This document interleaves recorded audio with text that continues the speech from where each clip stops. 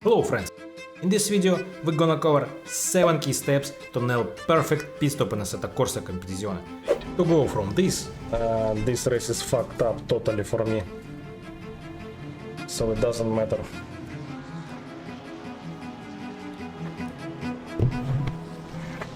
To this, yeah!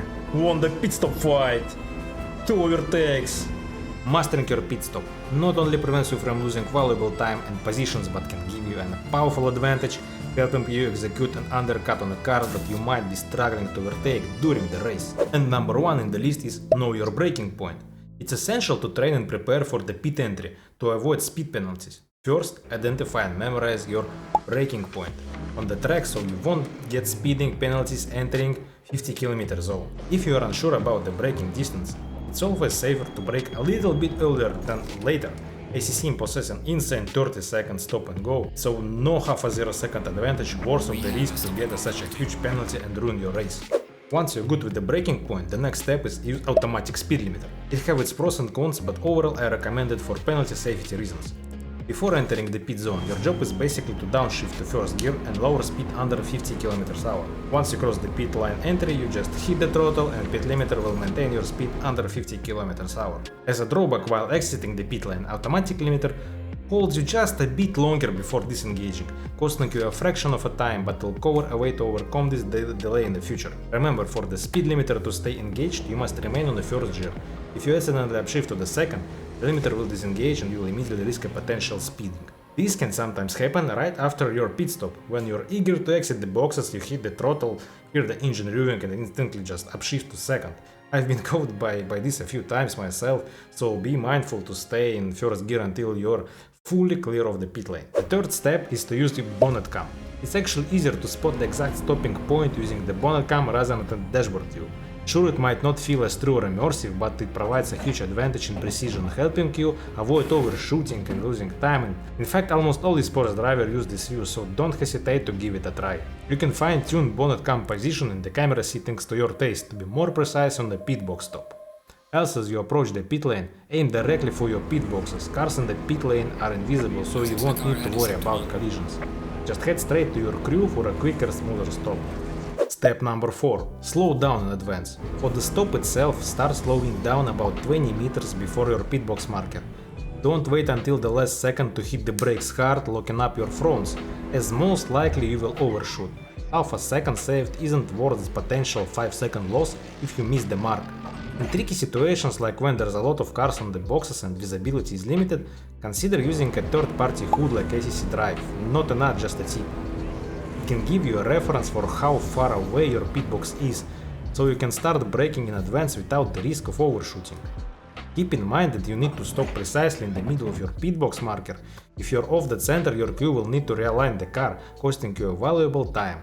So aim for a clean, controlled stop to avoid any unnecessary delays. Manual engine start. You'll need to manually control your starter and ignition state. One downside is that if you spin out and your engine stalls, your leg on the throttle won't start it back and you'll need to find the starter button. This can be tricky if your wheel isn't in ideal position, so it's waste of time in case of an accident.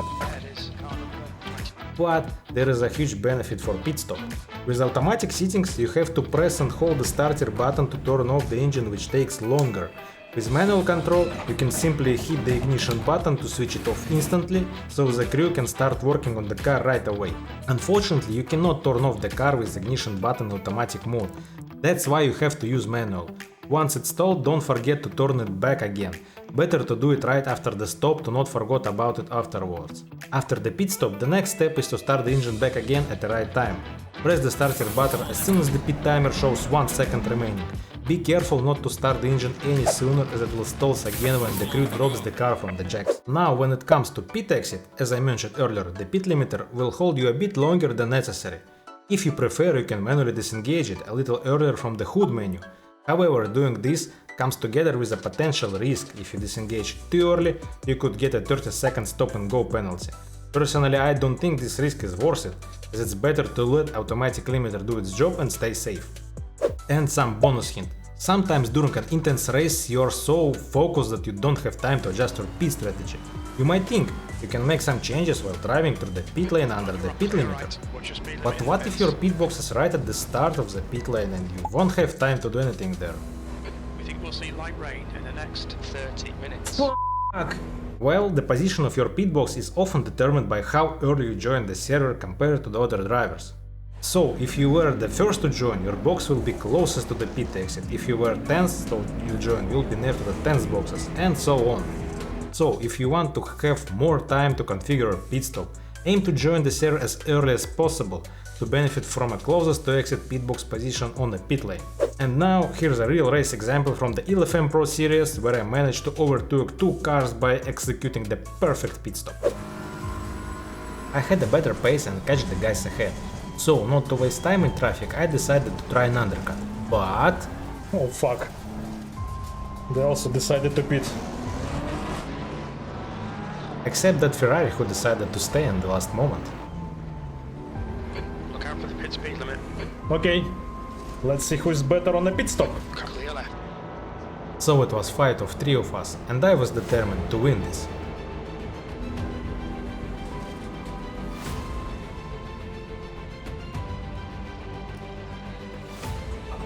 Perfect.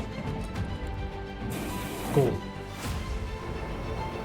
Perry was good at stop either, but McLaren wasn't so lucky, he braked too early and had to drive a little bit further.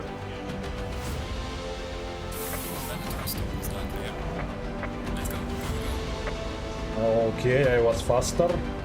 It seems that Ferrari had to repair some damage and he stayed in the pits longer. And this guy. Yeah! Won the pit stop fight!